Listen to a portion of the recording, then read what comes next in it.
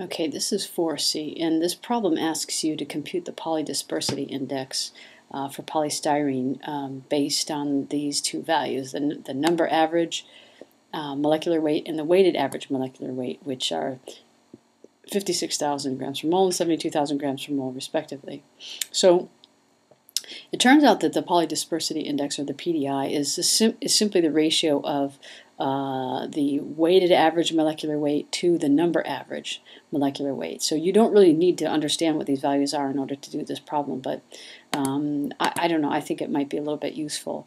So we'll write over here that the PDI is equal to the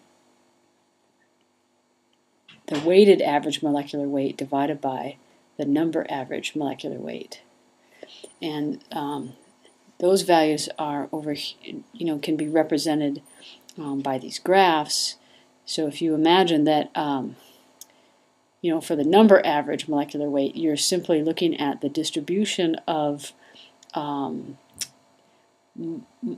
molecular masses for the individual polymers. So you know that when you synthesize a polymer, you're going to get not a single chain of a number of single chains of a specific length. You're going to get a distribution, and what that looks like varies from polymer to polymer.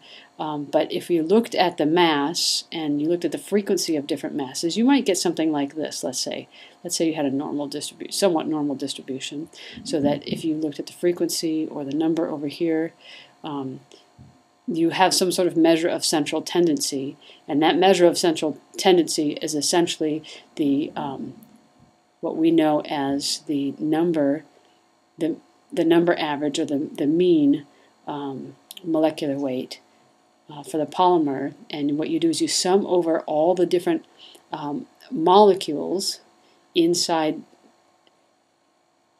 that distribution, so the individual frequency of those times the individual molecular mass of the molecule divided by the sum over all the n different molecules, and you get the number average molecular weight.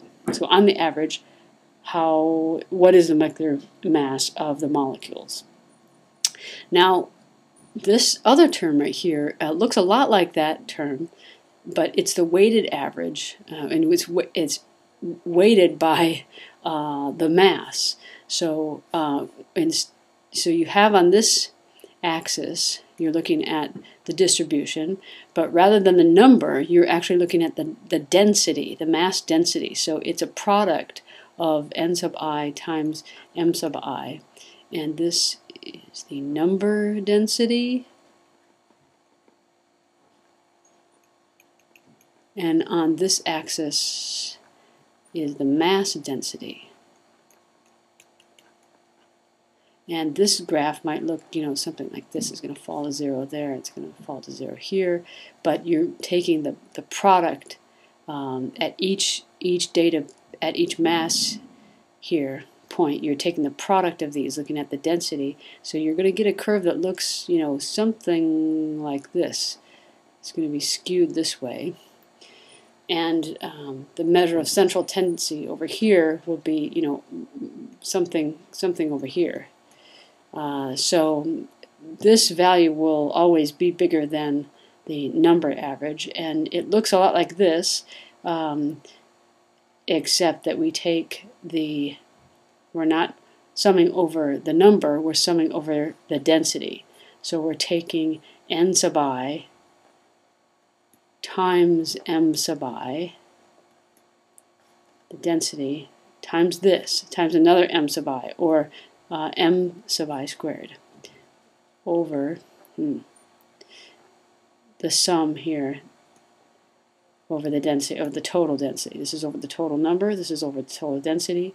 So once again, we get a weighted average molecular mass. Here we get a number average molecular mass, and the PDI is just the ratio of these two. In this case, it's 72,000 over 56,000, which is, I'm just going to write 72 over 56, which is what, 9